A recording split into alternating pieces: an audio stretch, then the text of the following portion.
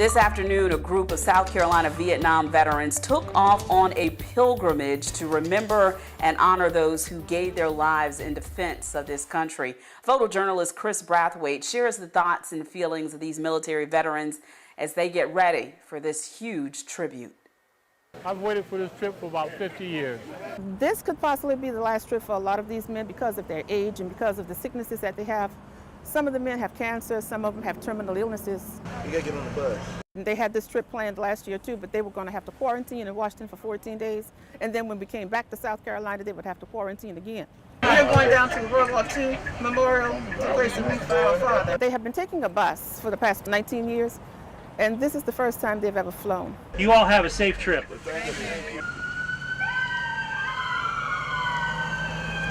This is a catharsis, this is a healing process, this is therapeutic for them. They may break down and cry, they may fall apart, but we're hoping that they could leave that at the wall this time. 1, 2, hold it. I do most of the photography work and video work. I'm a great supporter of the group, and I'm proud to go on this honorary trip with them.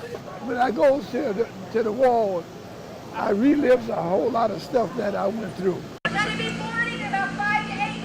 I've been to this wall 10 times. I've yet to walk the whole wall.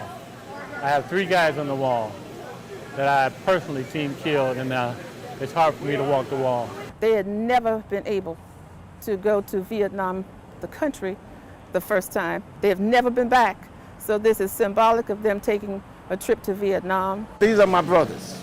These are my brothers. We're all about God here. Oh my goodness, that is just such a special story, Darcy. I actually got to speak with one of those veterans yesterday, and he said many of them have actually never been on a plane since Vietnam, so it's going to be a very emotional moment in the skies for them as well. It absolutely will. And you know, when you think about it, Kaylin, there's a generation of people who don't understand what the Vietnam War meant to these veterans, because when our men and women in uniform come back today, they're celebrated, they're honored, they're given the recognition that they are deserving of. And that didn't happen for the veterans who fought in Vietnam. And so I personally cannot thank them enough for their service to our country. I know we're going to be following this story once they get to DC and once they get back. And this is good stuff. This is why we show up every day for work. Absolutely, and we certainly appreciate their service.